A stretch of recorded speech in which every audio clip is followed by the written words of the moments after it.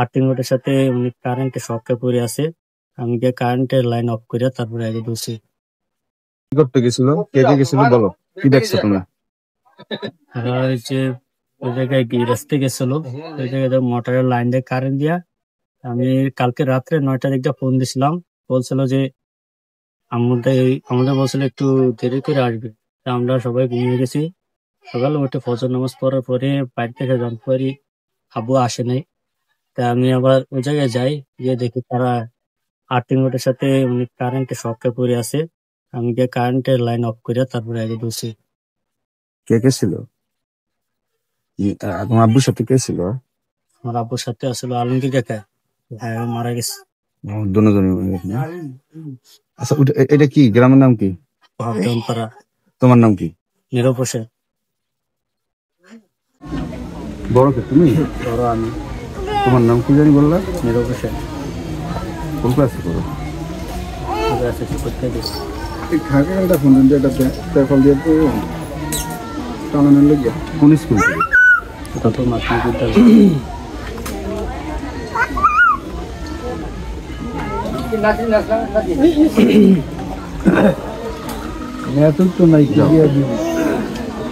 কোদালপুর মধ্য দেওয়ানপাড়া ঘটে গেল এক হৃদয় বিদারক ঘটনা। আসলে এই জায়গায়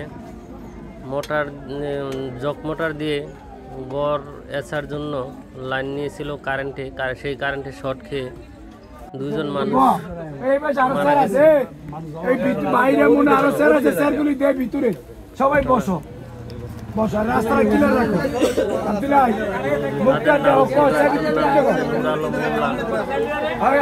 নাম হচ্ছে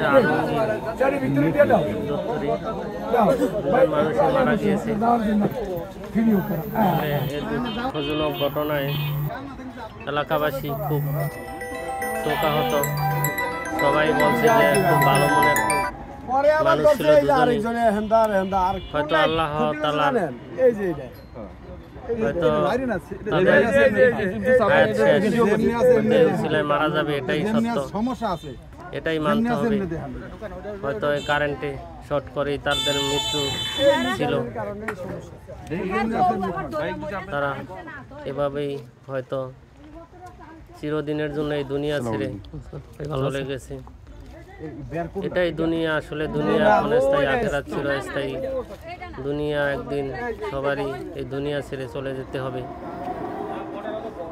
আসলে মানুষের হায়াত মউত রিজিক একমাত্র আল্লাহ তাআলার হাতে।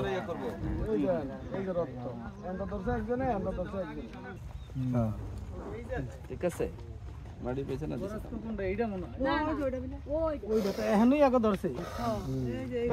এই যে তো হেলাতে গর্ব এই আন্দায় মূলত এইটা নি লিকনি, এটা লিকের কারণে এটা হইছে। কাম করে না, এখন মাছ এখন ধরতে গিয়া ফলানি আরে সেরা জিনিসটা আসলে জিনিসটা ঠিক থাকবো না।